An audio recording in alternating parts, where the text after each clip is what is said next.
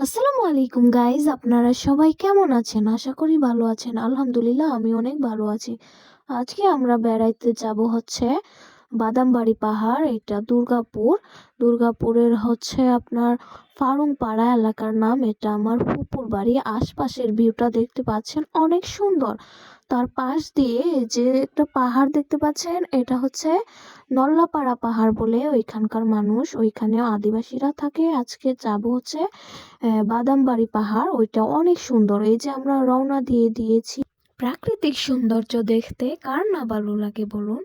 প্রাকৃতিক সৌন্দর্যের মাঝেই তো রয়েছে মহান আল্লাহ তাআলার সুন্দর নিদর্শন, নিয়ামতগুলো, যা মানুষ দেখে তৃপ্তি পায় এবং ফ্রেশ নিঃশ্বাস নেয়। যে নিঃশ্বাসটা হয় প্রশান্তিময়, খুবই শান্ত, স্নিগ্ধ, সরল, খুবই সুন্দর, খুবই মনোরম, ন্যাচারাল।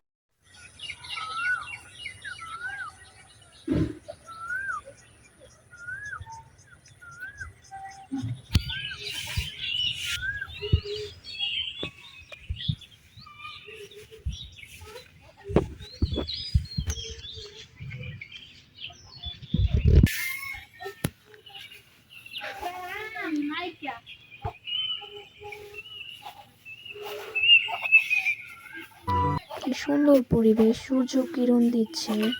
এই যে একটা রাস্তা দেখতে পাচ্ছেন, এইখান দিয়ে আদিবাসীরা উপরে ওঠে।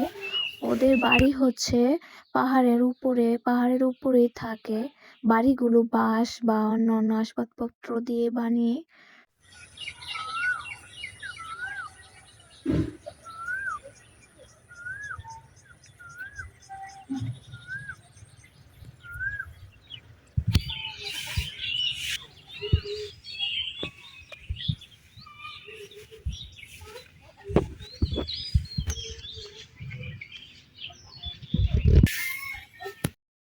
আর একটু উপরে উঠেছিলাম। এই যে পাহাড়টা দেখতে পাচ্ছেন, এটা হচ্ছে ইন্ডিয়ার পাহাড়ের ওই সাইড। ওই দিকে হচ্ছে কাঁটাতারের বেড়া দেওয়া, ওইখানে যাওয়া যায় না।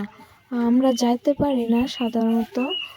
উম, মানে আদিবাসীরা যাইতে পারে, যারা ঘুরতে আসে সাধারণত ওরা যাইতে পারে না। পাহাড়টা দেখতে অনেক সুন্দর। অনেকটা উপরে উঠে পাহাড়টা দেখেছিলাম। সন্ধে হয়ে আসছে, আমরা এখন চলে যাব অটোতে করে। এখানে অটো দিয়ে যাওয়া যায়। আপনারা সবাই এখানে ঘুরতে আসবেন, দেখবেন ভালো লাগবে। আসসালামু আলাইকুম, সবাই ভালো থাকবেন। আল্লাহ হাফেজ।